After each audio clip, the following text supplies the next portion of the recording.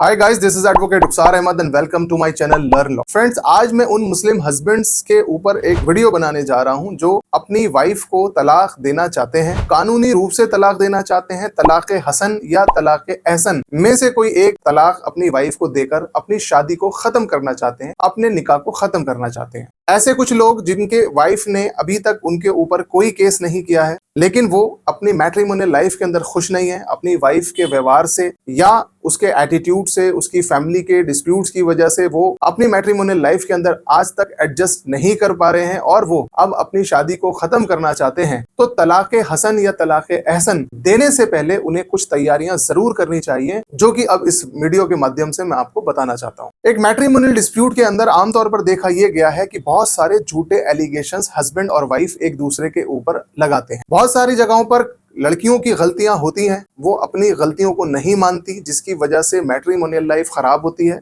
और हस्बैंड तंग आकर उन गलतियों की वजह से उसको तलाक देना चाहता है। वो अपनी जगह पर ठीक है, क्योंकि एक छोटी सी जिंदगी के अंदर एक ऐसे स्पाउस के साथ जिसके साथ निभ नहीं रही है, पूरी जिंदगी बिताना बड़ा मुश्किल है और वो फैसला लेते हैं कि मुझे अब इसे तलाक दे देना चाहिए। लेकिन एक तरफ आप अपने जेन्युइन और बोनाफाइड ग्राउंड के ऊपर तलाक देना चाहते हैं, लेकिन आप अपनी वाइफ से एक्सपेक्ट नहीं कर सकते कि वो इन ग्राउंड्स को एडमिट करेगी या इन एलिगेशंस को एडमिट करेगी जो आप उसके ऊपर लगाकर आप तलाक देने जा रहे हैं। जैसे ही आप अपनी वाइफ को तलाक का नोटिस भेजेंगे, उधर से वो किसी ना किसी वकील से कंसल्ट जरूर करेगी और फिर उसके बाद आपके ऊपर एक काउंटर अटैक होगा, जिस काउंटर अटैक के अंदर आपके ऊपर 3 केसेस फाइल किए जा सकते हैं। आमतौर पर ये 3 केसेस डिमांड ऑफ डॉरी का section 498A of IPC Indian penal code में डिमांड ऑफ डॉरी का केस फाइल किया जाता है। काउंटर अटैक में वाइफ अपने हस्बैंड के ऊपर डिमांड ऑफ डॉरी की एफआईआर रजिस्टर्ड कराती है। डोमेस्टिक वायलेंस के अंदर हस्बैंड और उसके फैमिली पर्संस को कोर्ट के अंदर ड्रैग करती है और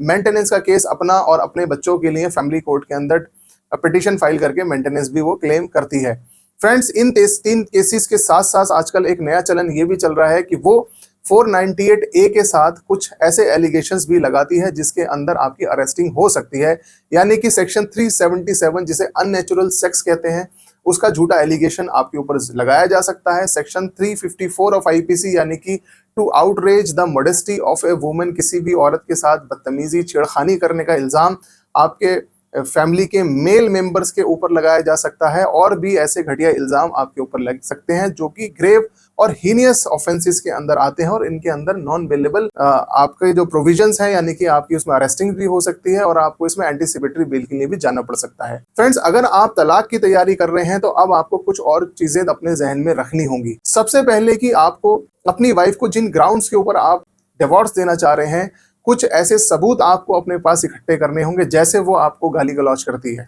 वो आपसे अपने माँ बाप से अलग रहने की डिमांड करती है, वो आपके ऊपर अननेसेसरी प्रेशर बनाती है, या वो आपको आत्महत्या करने की धमकी देती है, या वो आपसे अनजस्ट डिमांड रखती है पैसों की कि मुझे 20,000 30,000 रुपये महीना खर्चे के लिए चाहिए, या वो बिना बताए अपनी माँ के घर चली जाती है और हफ्तों तक और महीनों तक अपनी माँ के घर पे रहती है, या उसका कहीं किसी लड़के से एक्स्ट्रा मैरिटल अफेयर है, या वो एडल्ट्री के अंदर इन्वॉल्व है। तो ध्यान रखिए, ये टेक्नोलॉजी का ज़माना है। आप स्पाई कैमराज यूज़ कर सकते हैं, आप डिटेक्टिव्स को हायर कर सकते हैं, आप व्हाट्सएप की चैट्स को सेव करके रखिए, आप वॉइस रिकॉर्डिंग्स को सेव करके रखिए, आप कॉल रिकॉर्डिंग्स को सेव करके रखिए और फिर इन सब चीज़ों की आप ट्रांसक्रिप्ट तैयार करिए। सपोज हस्बैंड और वाइफ के बीच में कोई कन्वर्सेशन हो रही है मोबाइल पर, आप उसको रिकॉर्ड करें और फिर उसको एज ए डायलॉग एक पीस ऑफ पेपर पर आप उसको टाइप करके रखिए, ताकि आपको इंस्टेंटली अगर पुलिस के सामने या कोर्ट के सामने प्रोड्यूस करने की जरूरत पड़ती है तो उसका सही फॉर्मेट यही है कि उसकी ट्रांसक्रिप्ट तैयार की जाए।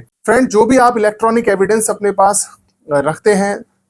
प्रिजर्व करते हैं, अगर उसे आप थाने में या कोर्ट के अंदर प्रोड्यूस करना चाहते हैं तो ध्यान रखिए उसमें इंडियन एविडेंस एक्ट का सेक्शन 65B का आपको एक सर्टिफिकेट भी देना होता है। आप ऐसा नहीं कि आपने वॉइस रिकॉर्डिंग अपनी पेन ड्राइव में या सीडी में रिकॉर्ड की और आपने कोर्ट या थाने के अंदर दे दी, उसके साथ आपको एक 65B का एक सर्टिफिकेट भी इशू करना होता है। फ्रेंड, ये सारी तैयारियां अगर आप कर चुके हैं तो फिर आपके पास एक बहुत मजबूत ग्राउंड है अपनी वाइफ को डिवोर्स देने का, और साथ ही साथ उसके ऊपर जो आपके ऊपर काउंटर अटैक होने वाले हैं उनसे भी आप अपनी हिफाजत कोर्ट के अंदर और पुलिस थाने के अंदर कर पाएंगे। अगर आपकी वाइफ आपके खिलाफ कोई झूठी FIR 498A demand of dowry की करती है, अननेचुरल सेक्स की करती है, या आपके फैमिली मेंबर्स के ऊपर 354 आईपीसी की वो एफआईआर रजिस्टर्ड कराती है, तो आप पुलिस स्टेशन में ऐसे सारे सबूत दे सकते हैं जो आपके काम आएंगे। आप पुलिस स्टेशन के अलावा कोर्ट के अंदर भी ये सबूत अपनी एंटीसिपेटरी बेल में प्रोड्यूस कर सकते हैं। और अगर एफआईआर 100% झूठी है तो आप 482 ऑफ सीआरपीसी के तहत ऑनरेबल हाई कोर्ट में भी